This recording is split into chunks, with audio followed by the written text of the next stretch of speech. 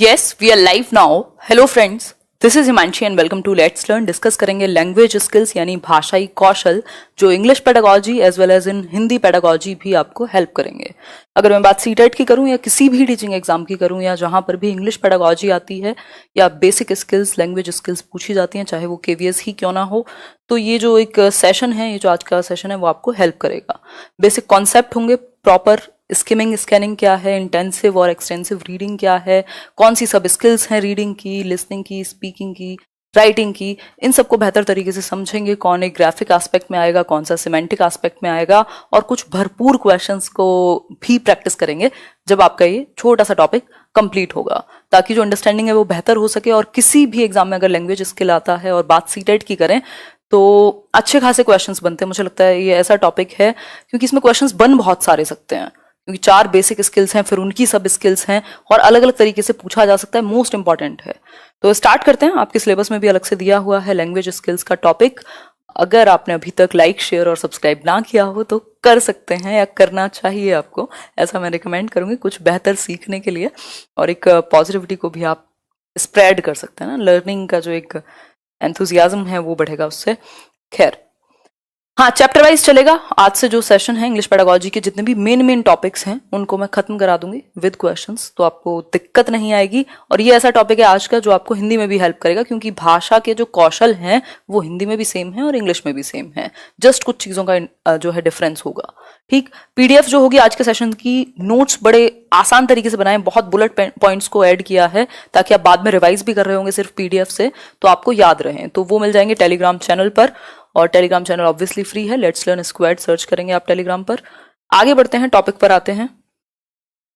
Language skills interesting सा topic. हम सभी जानते हैं भाषा के कुछ कौशल होते हैं और 4 बेसिक यानी कि मुख्य कौशल हैं। अगर मैं कहूं तो 4 बेसिक स्किल्स हैं लैंग्वेज की, जो एक सीक्वेंस में सीखी जाती हैं। LSRW कहते हैं हम, यानी सुनना, बोलना, पढ़ना और लिखना इसी सीक्वेंस में चलती हैं। लिखना सबसे जटिल माना जाता है, यानी लिसनिंग, स्पीकिंग, रीडिंग और राइटिंग। ठीक बात हुई यहां तक कि क्लियर एकदम, कोई समस्या नहीं होनी चाहिए। भाषाई कौशल मतलब कि it means the development of 4 basic skills. हम लैंग्वेज के थ्रू अपनी बात को एक्सप्रेस करते हैं, सामने वाले की बात को रिसीव करते हैं, कम्युनिकेट करते हैं, व्यक्त करते हैं विचारों को। हिस्ट्री लिखी जाती है लैंग्वेज के माध्यम से। बेसिकली लैंग्वेज में क्या है, 4 बेसिक स्किल्स का डेवलपमेंट इंपॉर्टेंट है, 4 बेसिक कौशल। ठीक है, बात क्लियर यहां तक की। 4 स्किल्स कौन सी हैं? लिसनिंग, स्पीकिंग, रीडिंग और राइटिंग। इनको हम कभी भी आइसोलेटेड वे में नहीं सिखाते, इंटीग्रेट करके सिखाते हैं। इंटीग्रेटेड मैनर में एक दूसरे से जुड़े हुए हैं ये। ऐसा नहीं है कि बिल्कुल अलग है, कि आपने रूम बंद किया और सिर्फ लिसनिंग सिखा रहे हैं आप। वो बोलना भी सीख रहा होगा, वो सुन भी रहा है साथ में, और कल उसकी रीडिंग भी अच्छी होगी।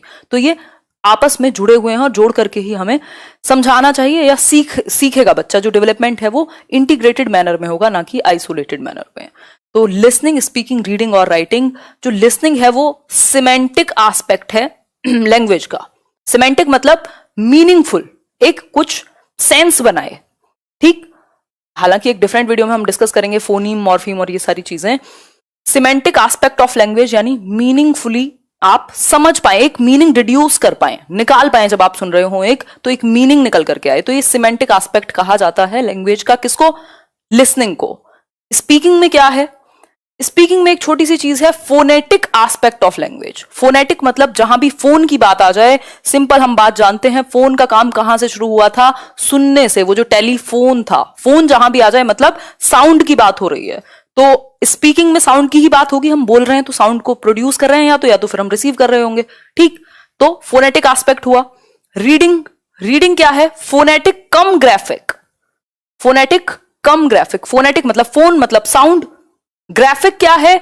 राइटिंग की जो फॉर्म है उसको हम ग्राफिक कहते हैं। ये क्वेश्चन आपसे पूछा हुआ है कि रिटन फॉर्म जो है वो लैंग्वेज को कैसे एक्सप्रेस करती है, तो ग्राफिकली। भाई जब बात लिखने की आ जाए कभी भी, तो ग्राफ की बात करते हैं हम। जैसे हम एक डिसेबिलिटी की भी बात करते हैं, डिसग्राफिया मतलब लिखने से संबंधित परेशानी।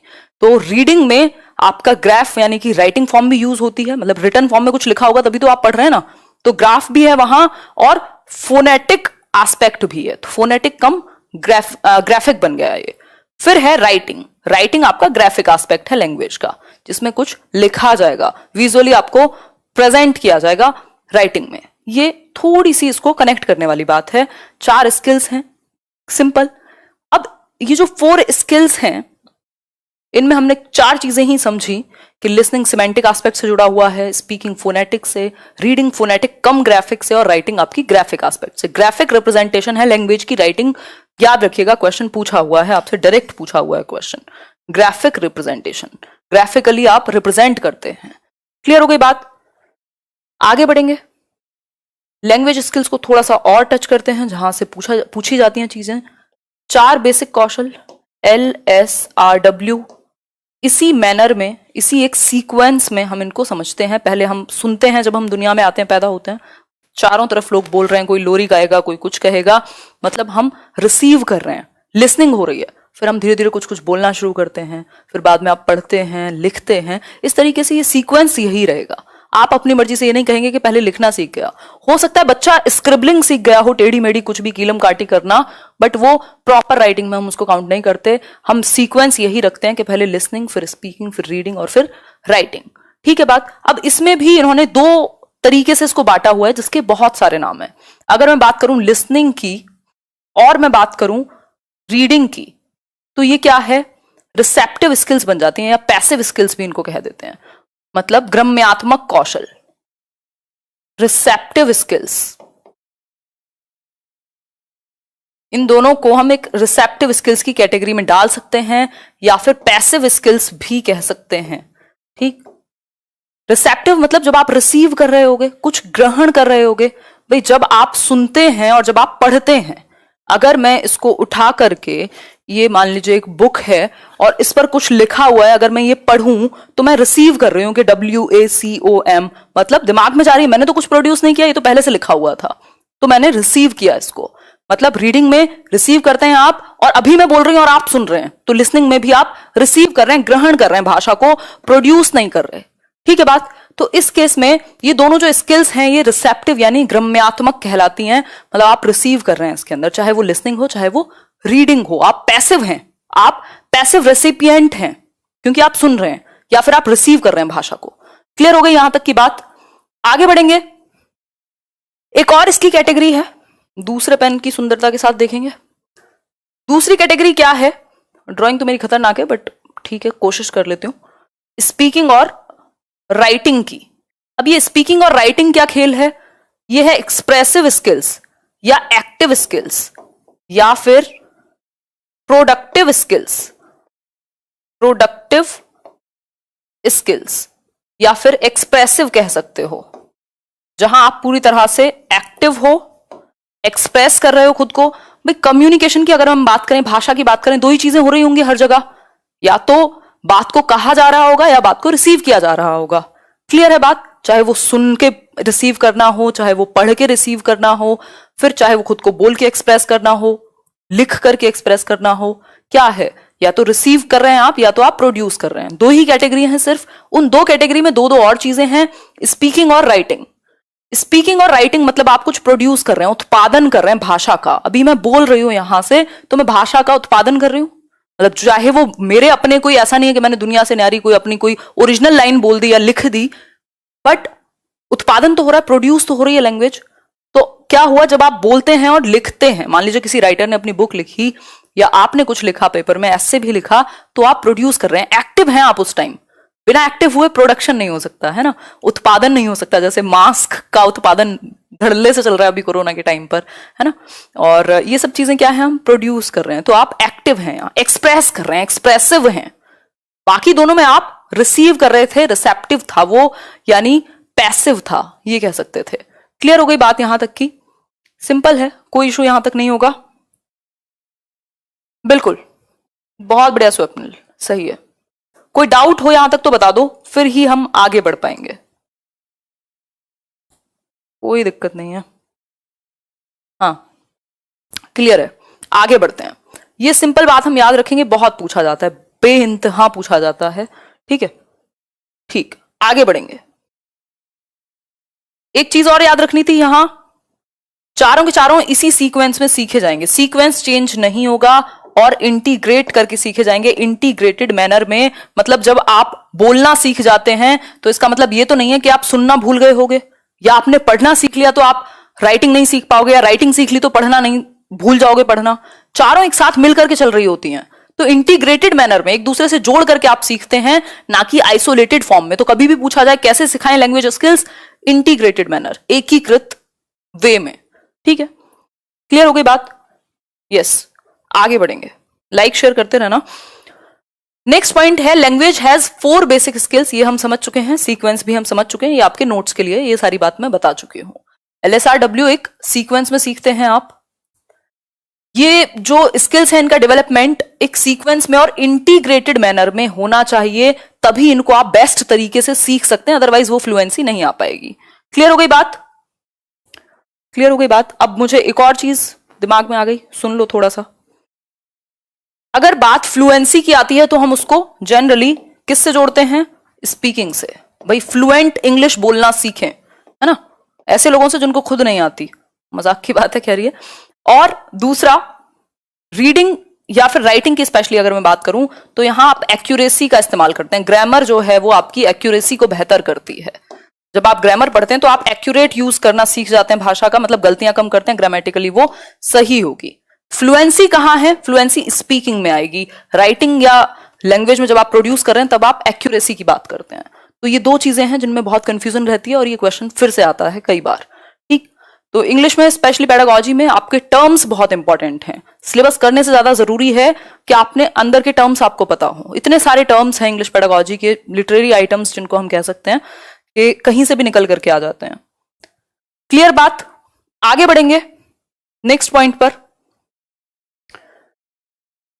ये हम कह सकते हैं कि जब भाषा की शुरुआत हुई होगी तो लिसनिंग और स्पीकिंग मतलब मौखिक रूप ही था।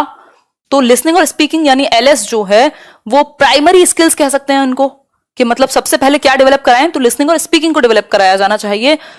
तो इनको हम प्रमुख कह सकते हैं, प्राइमरी कह सकते हैं। लेकिन जो रीडिंग और राइटिंग है वो भी इक्वल इंपॉर्टेंस रखते हैं, उनको हम रीइंफोर्समेंट स्किल्स कहते हैं और इनको भी इक्वल वेटेज दी जानी चाहिए, है ना। हमने रीडिंग राइटिंग का शुरुआत की ताकि हम अपनी बात को लंबे समय तक रख सकें, ज्यादा बेहतर फॉर्म में एक्सप्रेस कर सकें, ये सारी चीजें हुई। क्लियर यहां तक की बात? ये एक छोटी सी बात हुई। आगे बढ़ेंगे, अब थोड़ा सा इनके बारे में ज्यादा जानेंगे। जैसे सब स्किल्स पूछ लेता है कई बार कि लिसनिंग की सब स्किल बताओ। ठीक, लिसनिंग स्किल में it is an aural input. Aural, AURAL, ORAL, oral नहीं है ये। ओरल मतलब बोलने से रिलेटेड, ऑरल मतलब सुनने से रिलेटेड, है ना। ये ऑडियो पॉइंट ऑफ व्यू से हम बात करेंगे। तो ऑरल इनपुट है मतलब आप सुनते हैं या रिसीव कर रहे हैं कुछ। It involves a sender, a message and a receiver. 3 चीजें इन्वॉल्व हैं। 3 चीजें इन्वॉल्व हैं। किसी ने भेजा होगा कुछ आपको, सेंडर होगा कोई, मान लो मैं यहां पर खड़े होकर के बोल रही हूं। एक मैसेज होगा, ये एक मैसेज है जिसको मैंने क्या किया होगा, एनकोड किया होगा और भेजा होगा रिसीवर के पास। आप हैं रिसीवर, ठीक। फिर आपने इसको डिकोड किया होगा। ये मैंने 2 चीजें एक्स्ट्रा इसमें जोड़ दी, ठीक है बात। तो सेंडर इन्वॉल्व है, एक मैसेज है जो रिसीवर तक पहुंचाया जाएगा। अगर चीजें क्लियर हुई तो सही है, नहीं तो कम्युनिकेशन बैरियर आ जाएगा। क्लियर हो गई बात यहां पर? फिर है स्पीच, बहुत इंपॉर्टेंट। स्पीच, रिदम, प्रोनाउंसिएशन, उच्चारण जिसको हम कह रहे हैं, etcetera are learned by listening to appropriate models. Most important बच्चों के लिए, और बहुत बार क्वेश्चन आया है, आपको बच्चों का उच्चारण यानी प्रोनाउंसिएशन बेहतर करना है तो क्या करें, या रिदम, स्पीच, इंटोनेशन जो उतार चढ़ाव है आपकी आवाज में कैसे बेहतर होगा। आप बच्चों को एप्रोप्रिएट मॉडल्स से सुनने को कहेंगे या प्रेजेंट करेंगे उनके सामने।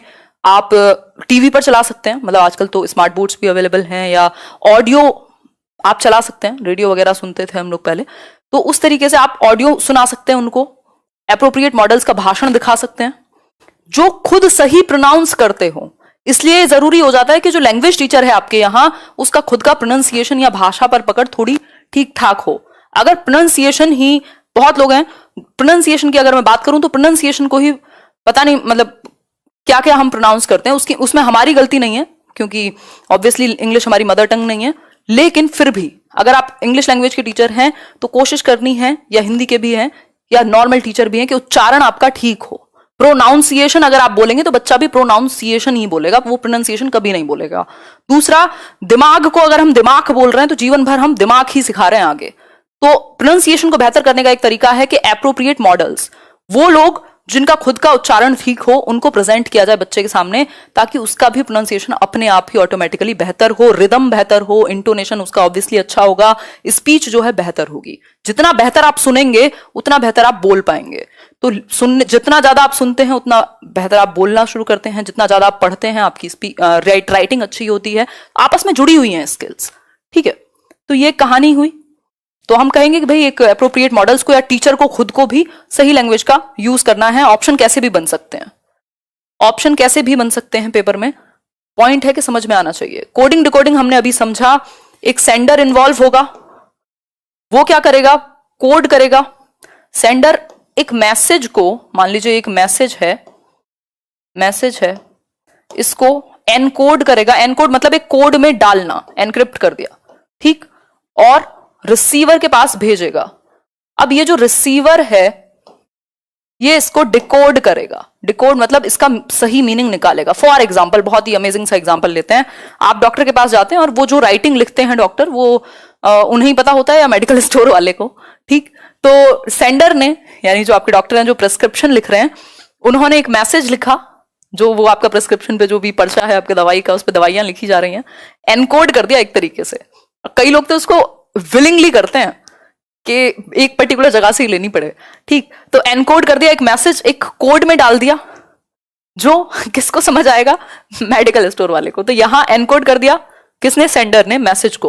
अब ये रिसीवर के पास जाएगा। रिसीवर कौन है, वो मेडिकल या स्टोर वाला या केमिस्ट जो है, वो रिसीव करेगा और इसको डिकोड करेगा। अच्छा ये वाली लाके दो, आप पढ़ने बैठ के तो आपको समझ भी नहीं आएगा, ठीक। तो ये कोडिंग और डिकोडिंग की प्रोसेस चलती है। क्लियर हो गई बात, आगे बढ़े। नेक्स्ट है bottom up approach and top down approach. थोड़ा सा टच कर देते हैं इसको भी। बॉटम अप में क्या है, आप नीचे से ऊपर जाते हैं। बॉटम होता है ना, ऐसे कहा भी जाता है, ऐसे कहावतें हैं अंग्रेजी की, प्रोवर्ब्स, कि जब आप रॉक बॉटम हिट कर लेते हैं तो उससे नीचे जाने का कोई और रास्ता नहीं है, तो फिर ऊपर ही जाते हैं, ठीक।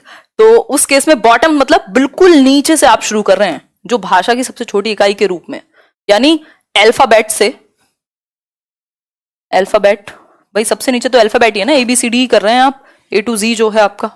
फिर अल्फाबेट के बाद आप वर्ड्स पे आ सकते हैं, वर्ड्स। फिर वर्ड सीख गए आप, कल पैराग्राफ या सेंटेंस भी सीखेंगे। फिर आप पैराग्राफ पर जाएंगे, फिर आप उसके बाद पूरी स्टोरी समझने लगेंगे। तो ये एक अप्रोच हो सकती है, जनरली राइटिंग में यही अपनाते हैं हम, ठीक। फिर आप स्टोरी पूरी समझने लगेंगे। ये हुई बॉटम टू अप, बॉटम से अप गए आप, ठीक। इसमें नेचुरली सीखने में भाषा को प्रॉब्लम आती है, क्योंकि आपने तोड़ दिया पूरा। आपने जब अपनी मदर टंग को सीखा तो टॉप डाउन अप्रोच से सीख लिया, आसपास कम्युनिकेशन हो रही थी, आपने रिसीव किया और सीख गए आप, है ना। तो नेचुरली अगर सिखाना है तो टॉप डाउन बेहतर है। बाकी डिपेंड करता है कि क्या आपका जो कोर्स है या जो भी एक टॉपिक है वो क्या डिमांड करेगा, तो आप दोनों में से कोई भी यूज कर पाएंगे उस समय पर टॉपिक के अनुसार। तो ये एक छोटी सी बात हुई। जब क्वेश्चन आपसे पूछे कि आपने वर्ड्स सुने, वर्ड्स के बाद सेंटेंस पर गए, फिर पैराग्राफ पर गए, फिर स्टोरी पर गए, इसका मतलब बॉटम अप का इस्तेमाल हुआ है। टॉप डाउन कब होगी, जब इसका उल्टा हो, जब आप एक होल मीनिंग पहले डिड्यूस कर लेते हैं। होल मीनिंग क्या होगा, स्टोरी को आपने डायरेक्ट समझ लिया, फिर आप उसको तोड़ने की कोशिश कर रहे हैं साउंड से, सेंटेंसेस में या जो भी है सेंटेंसेस में, फिर सेंटेंसेस से आप वर्ड्स या फ्रेजेस में इसको तोड़ रहे हैं, है ना, वर्ड्स या फ्रेजेस में। फिर उससे नीचे आप अल्फाबेट्स पर आ जा रहे हैं।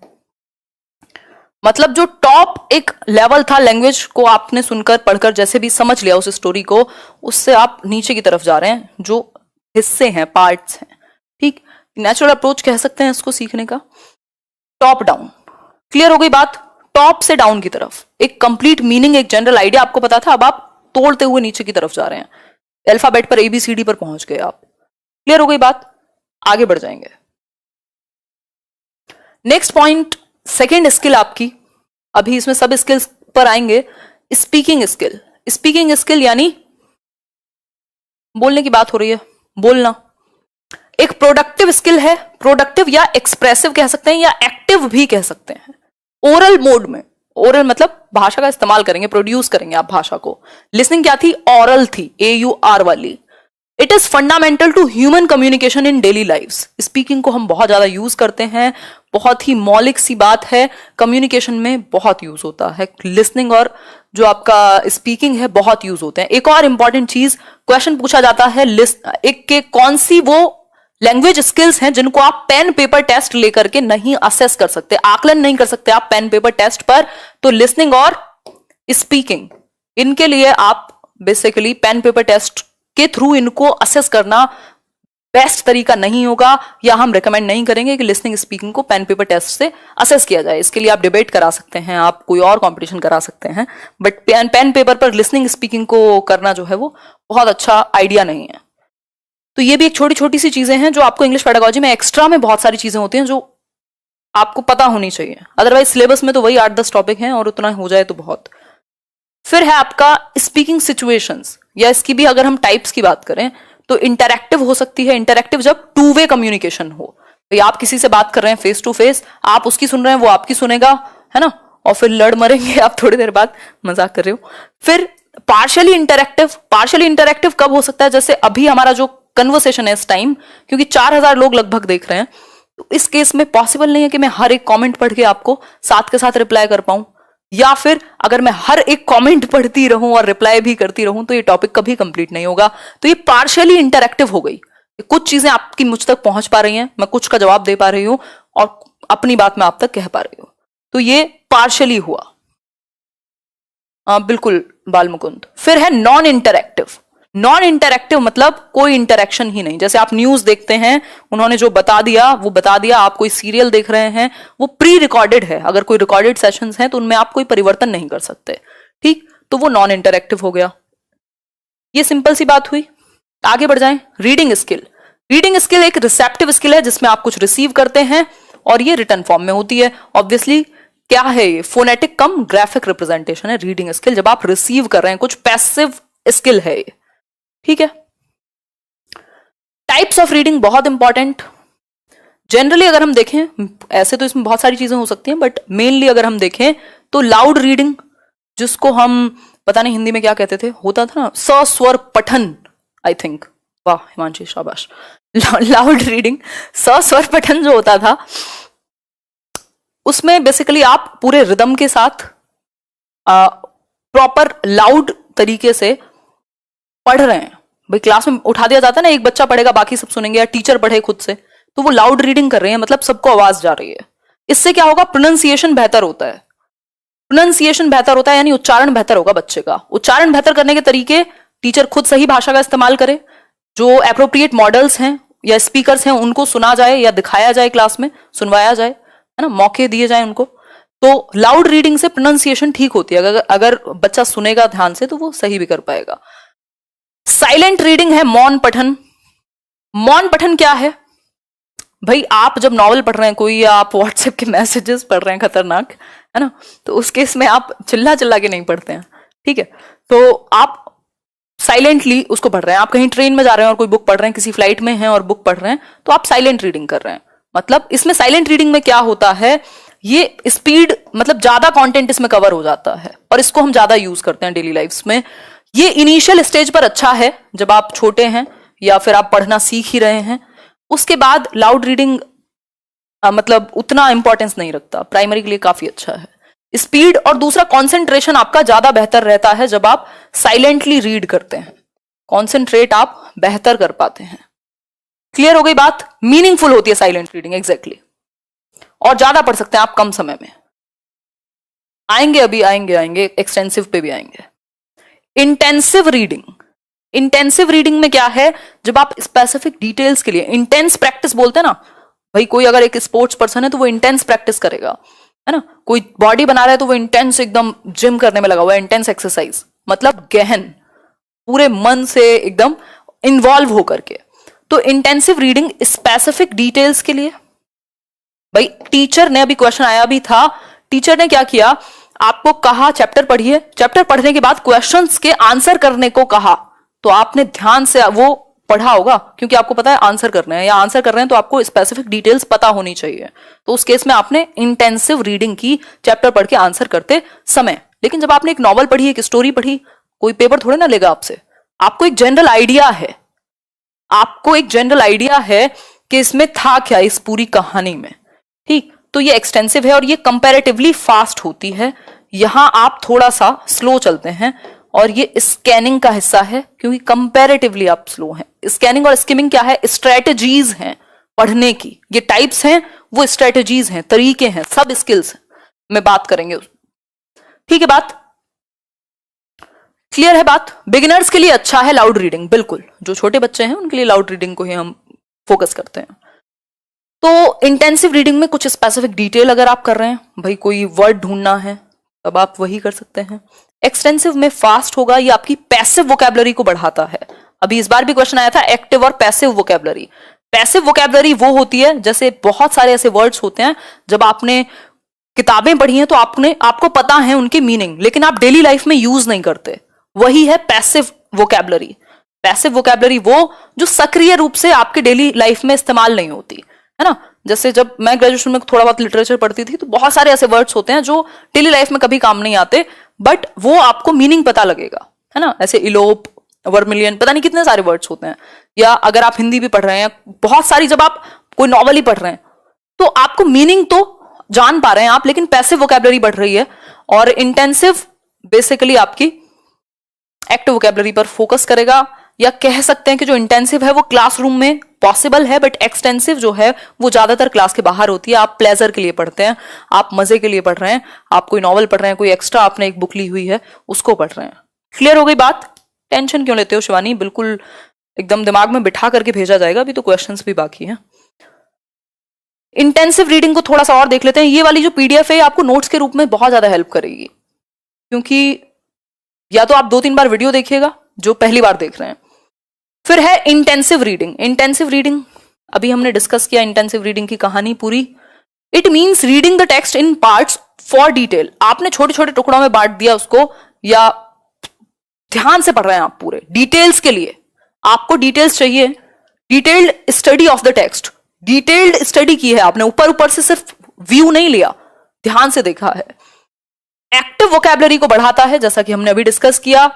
Helps to understand each and every detail precisely. हर एक डिटेल आपको इसके बारे में पता होगी। जब आप साइन करने के लिए कोई डॉक्यूमेंट दिया जाता है, और स्पेशली कुछ पैसे से रिलेटेड हो या किसी और चीज से, कोई आप एक अग्रीमेंट साइन कर रहे हैं तो आप ध्यान से पढ़ने की कोशिश करते हैं तो उस केस में जब आप ध्यान से पढ़ रहे हैं तो आप डिटेल्स को पढ़ रहे हैं। इंटेंसिव रीडिंग है अगर आप थोड़ा सा ध्यान दे रहे हैं उस समय तो, ठीक। अगर आप लापरवाह हैं तो फिर तो क्या कर सकते हैं, ठीक। तो इंटेंसिव रीडिंग वो होता नहीं था मूवीज में कि ऐसे जायदाद के जो कागज थे उन पे दस्तखत करा लिए, है ना, क्योंकि पढ़ने वाले ने ध्यान नहीं दिया था, उसने ऐसे ही एक्सटेंसिव रीडिंग मार ली होगी, ऐसे देखा नहीं हुआ ध्यान से, ठीक। यार ये तो मजाक की बात हुई। अब इंटेंसिव जो रीडिंग है यही मैं डिस्कस कर लेती हूँ, आगे फिर से ये बात आएगी। स्कैनिंग से रिलेटेड है। स्कैनिंग में आप स्पेसिफिक डिटेल्स पर ध्यान देते हो, और जैसे वो आपका कैम स्कैनर होता है, फोन में आप स्कैन करते हो पूरे एक एक वर्ड को। आजकल स्कैनर वाली एप्स भी आ रही हैं, तो वो स्कैन करेगा एक एक डिटेल को। तो स्कैनिंग में डिटेल्स को आप स्पेसिफिकली ध्यान देते हो, स्पेसिफिक डिटेल्स पर। स्किमिंग में आप मक्खन मक्खन निकाल देते हो, जनरल जिस्ट रहता है, बस आपके हाथ में एक आइडिया रहता है, एक जनरल आइडिया रहता है। क्लियर हो गई बात? आगे बढ़ेंगे।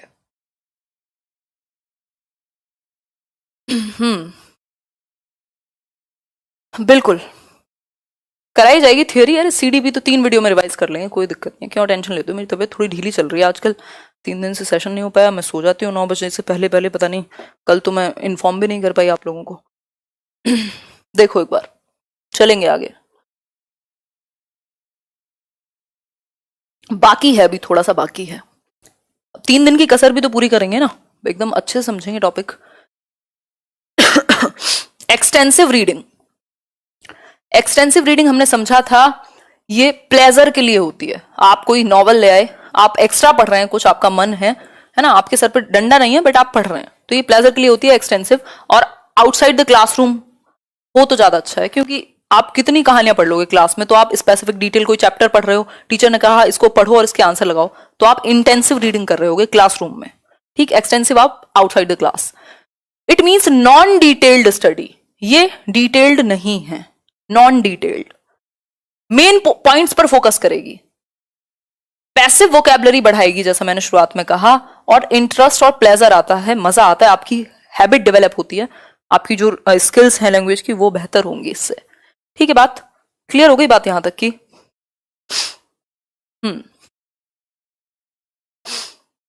करेंगे यार रीड के लिए। बहुत बढ़िया पायल, आगे बढ़ जाते हैं अब इसी के साथ। और ये किससे रिलेटेड है? ये स्किमिंग से, क्योंकि स्किमिंग में क्या होता है, स्किमिंग में आपका एक सेंट्रल आइडिया पर फोकस किया जाता है कि मेन जिस्ट क्या है, मेन जिस्ट क्या है, एक मेन आइडिया आपको पता लग जाए। जरूरी नहीं आपको सारी डिटेल्स पता हो, हर डायलॉग याद हो, बस आपको एक ओवरऑल समरी पता है, ये कह सकते हैं। जैसे आप जब पैसेज पढ़ रहे होते हैं तो अगर आपसे कहा जाए कि इसका टाइटल दो, तो आप फटाफट से देखेंगे किस बारे में है, आप टाइटल दे देंगे, ये हुई स्किमिंग। लेकिन जब आप एक एक क्वेश्चन का आंसर करते हैं तो आप स्पेसिफिक डिटेल ढूंढने जाते हैं उस पैसेज में, दैट मीन्स आप स्कैनिंग कर रहे हैं। ठीक है, तो एक छोटी सी बात हुई, आगे बढ़ेंगे। दवाओं से ठीक नहीं होगा, अब दुआओं से ही होगा। मजाक कर रही हूँ, करेंगे अभी बात।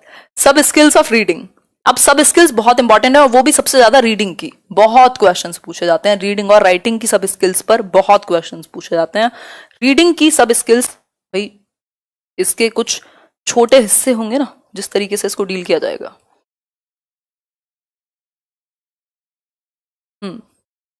ये मैराथन क्लास से कम नहीं है। सब स्किल्स ऑफ रीडिंग, प्रीव्यूइंग, आप दूर दूर से देख लेते हैं, अच्छा अच्छा इस बारे में, ओके। प्रिडिक्टिंग बहुत इंपॉर्टेंट, पता नहीं कितनी बार पूछा है। प्रिडिक्टिंग मतलब आप अनुमान लगा रहे हैं कि अब आगे क्या होगा, अब आगे क्या होगा, है ना, आप प्रिडिक्ट कर रहे हैं पढ़ते समय।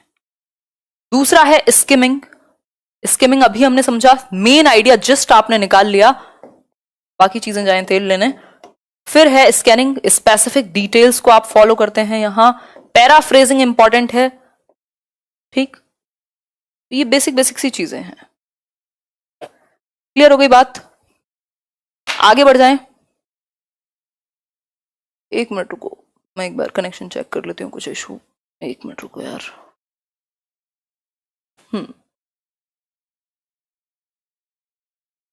राइटिंग पर चलेंगे और राइटिंग की कुछ सब स्किल्स को भी देखेंगे, फिर क्वेश्चंस पर आएंगे, कुछ 10-12 क्वेश्चंस करेंगे, ये बस खत्म ही होने वाला है ये टॉपिक।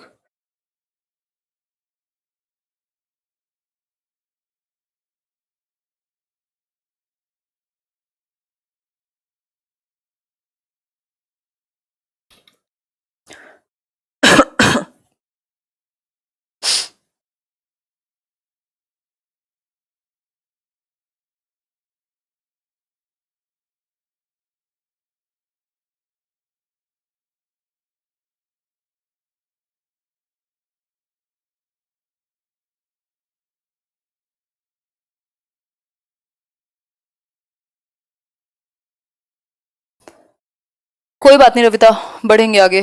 पैराफ्रेजिंग क्या है करेंगे डिस्कस, अभी कर रहे हैं, कोई दिक्कत नहीं है, चलते हैं चलते हैं।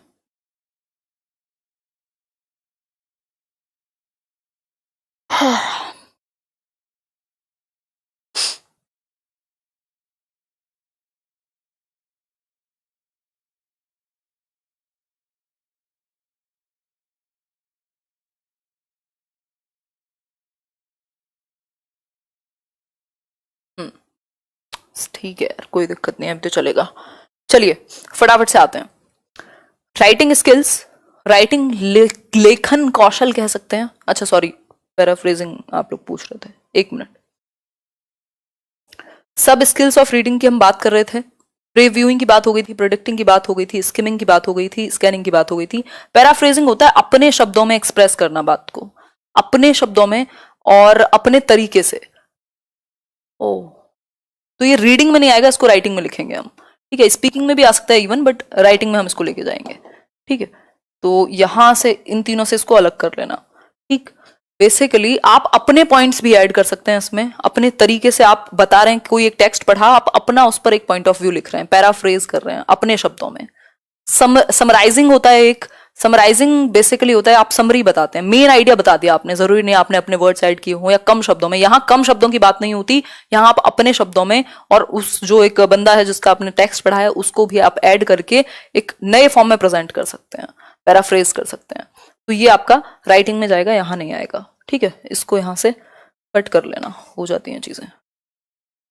आगे बढ़ेंगे, राइटिंग स्किल की बात कर रहे थे। It is a skill which enables a learner to brainstorm, बहुत इंपॉर्टेंट क्वेश्चन आया हुआ है। क्रिएटिविटी बहुत इंपॉर्टेंट है राइटिंग में, कुछ नया सोच पाए बच्चा, अपने आप को जेन्युइनली एक्सप्रेस कर पाए। ठीक है, फिर इसके बाद है आइडियाज, आप कुछ नए आइडियाज सोच पाए ब्रेनस्टॉर्म करके। ब्रेनस्टॉर्म करना क्या है, आप दिमाग पर जोर डालकर अलग अलग आइडियाज के बारे में सोच रहे हैं, बारिश हो रही है अलग अलग आइडियाज की। ऑर्गेनाइज कर पाए आप अपने आइडियाज को, कोहेरेंटली आप अपने आइडियाज को ऑर्गेनाइज कर पाए। कोहेरेंटली मतलब, या कोहेरेंस क्या है, आप जोड़ करके एक सटीक तरीके से अपने शब्दों को वेल निट तरीके से पिरो पाए।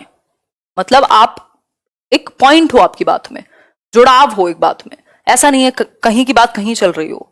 ठीक, तो आप बांध पाए अपनी बात को, अगर मैं कहूं तो वो कोहेरेंस होना चाहिए राइटिंग में। ड्राफ्ट कर पाए, ड्राफ्टिंग इसकी सब स्किल है, बहुत पूछी जाती है ड्राफ्टिंग। भाई आप ड्राफ्ट करते हैं ना, ड्राफ्ट बनाते हैं आप, कोई लेटर आप लिख रहे हैं मान लीजिए, तो आप एक ड्राफ्ट बनाएंगे, इसका ये एक परफॉर्मर रहेगा, यहाँ ये आएगा, यहाँ ये आएगा, ऐसे करेंगे वैसे करेंगे, उसके मेन पॉइंट्स बनाएंगे, तो आपने एक ड्राफ्ट किया एक लेटर। ठीक, एडिट कब करते हैं, जब आपने देखा इसमें ये वाली चीज को हटाना है, ये वाली चीज को ऐड करना है, तो आप एडिट कर रहे हैं, ये भी राइटिंग का हिस्सा हुआ। रिवाइज तो आप करेंगे। तो इसमें ब्रेनस्टॉर्मिंग, क्रिएटिव आइडियाज, कोहेरेंस, इसके अलावा ड्राफ्टिंग, एडिटिंग, पैराफ्रेजिंग, समराइजिंग, ये सारी चीजें आ जाएंगी। ठीक है, तो ये एक बेसिक सी बात हुई। बहुत बढ़िया नेहा, आगे बढ़ेंगे, क्वेश्चंस कर लेते हैं। कुछ 10 से 12 क्वेश्चंस हैं, हालांकि रिवीजन मतलब जो आपका मैराथन्स चलेंगे क्वेश्चंस के जब, तो और क्वेश्चंस भी मैं इसके कराऊंगी, बट इतने अगर आपने कर लिए तो पेपर में आपका गलत नहीं होगा। फर्स्ट क्वेश्चन है, which one of the following skills are known as primary skills, मुख्य कौशल किसको कहेंगे इन 4 स्किल्स में से, listening and speaking, listening and writing, writing and reading, या फिर स्पीकिंग एंड राइटिंग। बहुत ही बढ़िया, सही है। आपकी क्लास इंटेंसिव और बाकियों की एक्सटेंसिव, बहुत बढ़िया टिया, पढ़ लो, पढ़, पेपर आ रहा है ना। लिसनिंग एंड स्पीकिंग हमने बात की थी, ये इनिशियल फॉर्म है लैंग्वेज की, जब भाषा की शुरुआत भी हुई होगी तो अपनी बात को कहा जाता होगा और सामने वाली बात को सुना जाता होगा। राइटिंग और रीडिंग को हमने रीइंफोर्समेंट स्किल्स कहा। ठीक है, क्लियर है यहां तक की बात, आगे बढ़ जाते हैं इसी बात पर।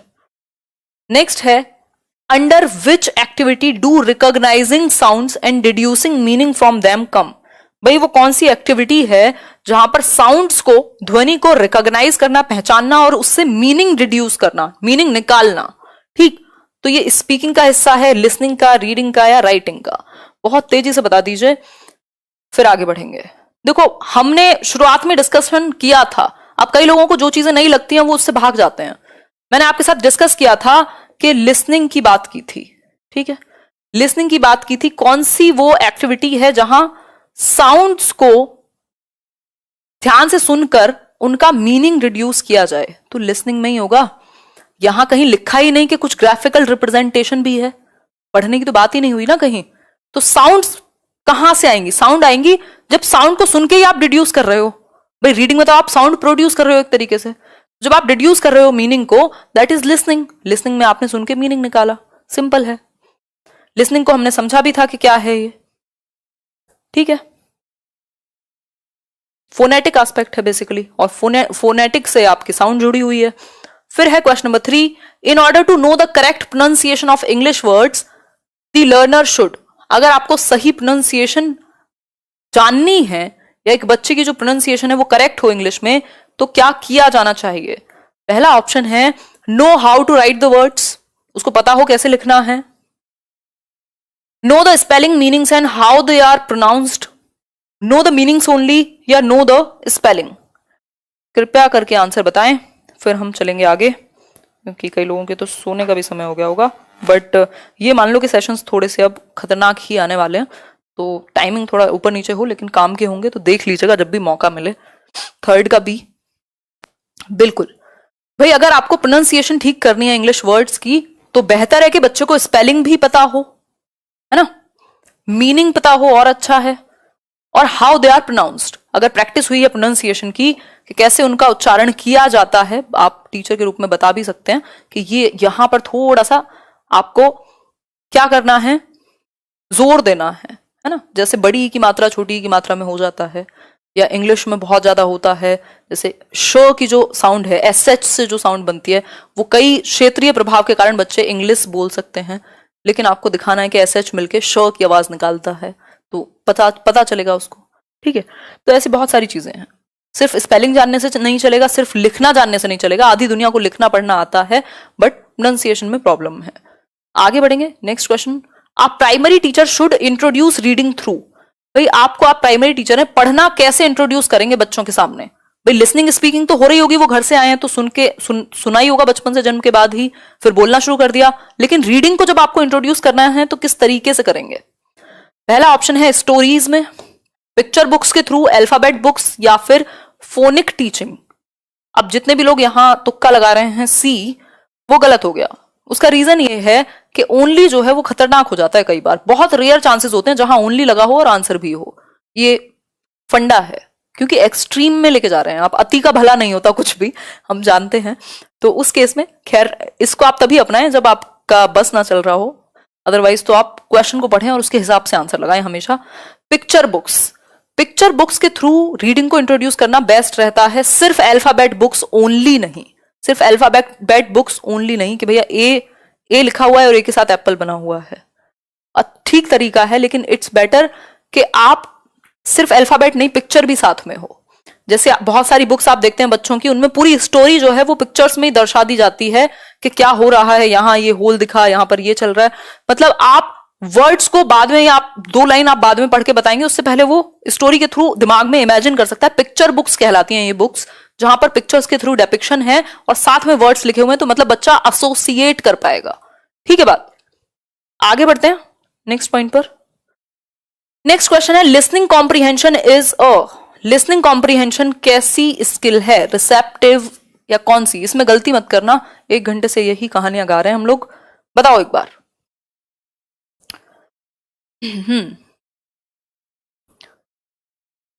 एग्जैक्टली हिमांशी शर्मा, फोनिक का मतलब ही है आप साउंड्स पर फोकस कर रहे हैं, ध्वनि पर फोकस कर रहे हैं। लिसनिंग कॉम्प्रीहेंशन क्या है, मतलब क्यों बुरा भला सुनना चाहते हो, हालांकि मैं नहीं सुनाती हूं। क्रिएटिव स्किल कैसे हो सकते हैं, कहां से सीख रहे हो? 2 ही तो चीजें सीखी थी हमने, एक था रिसेप्टिव, दूसरा था प्रोडक्टिव। ये 6 चीजें अगर ऑप्शंस में आ जाएंगी तो आप सबको सही कहोगे, गड़बड़ हो जाएगी ऐसे तो। लिसनिंग कॉम्प्रीहेंशन सिंपल है, आप रिसीव कर रहे हैं बैठ करके, अभी मेरी जो आवाज जा रही है उसको आप रिसीव कर रहे हैं, अपने कानों में ग्रहण कर रहे हैं।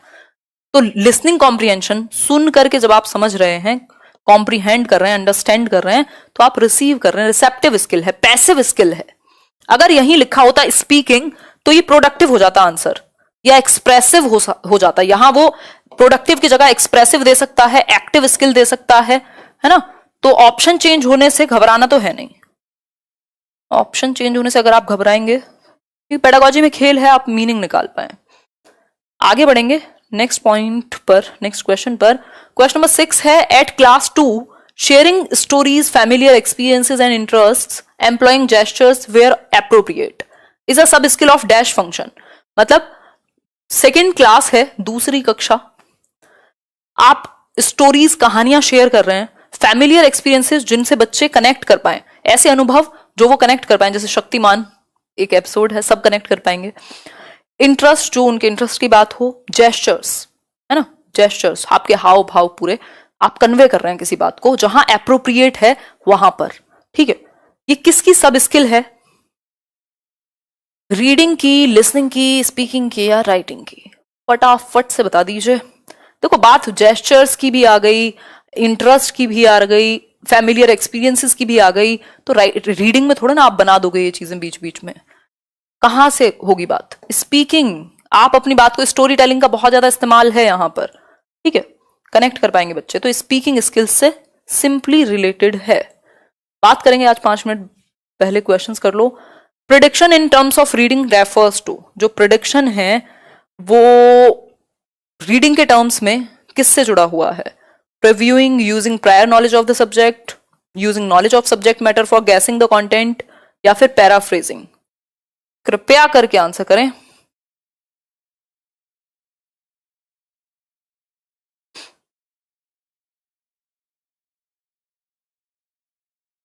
बहुत बढ़िया,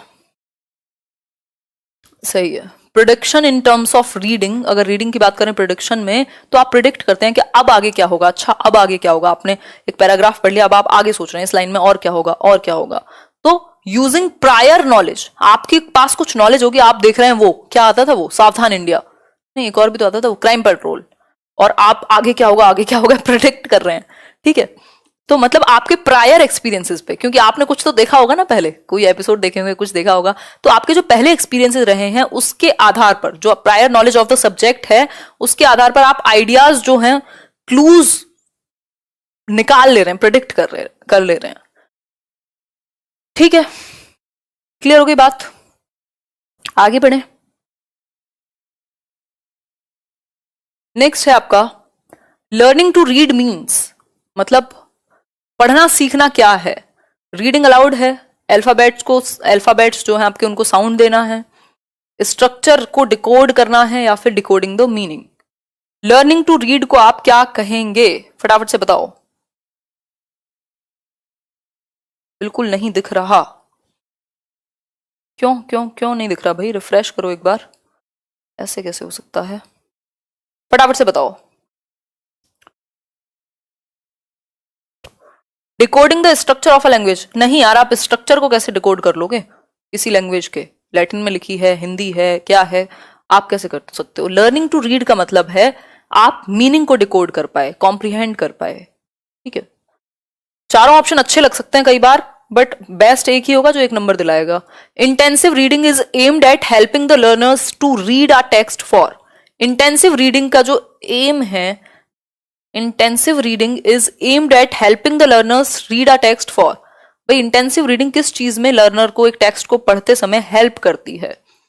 स्टडी स्किल्स सुधारने में, एक्यूरेसी, प्लेजर ओनली, या इंफॉर्मेशन। बहुत तेजी से आंसर कर दोगे इसका तो, आप उड़ा दोगे इस क्वेश्चन को तो। बताओ एक बार फटाफट से। हाँ सही है, इंफॉर्मेशन, और स्पेसिफिक इंफॉर्मेशन लिखा तो होता तो और अच्छा था। भाई आप कोई इंफॉर्मेशन ढूंढ रहे हैं ना, एक इंफॉर्मेशन के लिए आप पढ़ रहे हैं इंटेंसली, आपको पता होगा, उसकी डिटेल्स पता होंगी आपको जो भी आप पढ़ रहे हैं, ठीक है।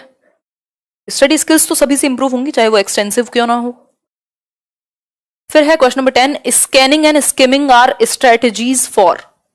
किसकी स्ट्रेटेजीज हैं स्कैनिंग और skimming, speaking, thinking, reading, writing, क्या। फटाफट से आंसर बताओ, आज के लिए एनर्जी जा चुकी है।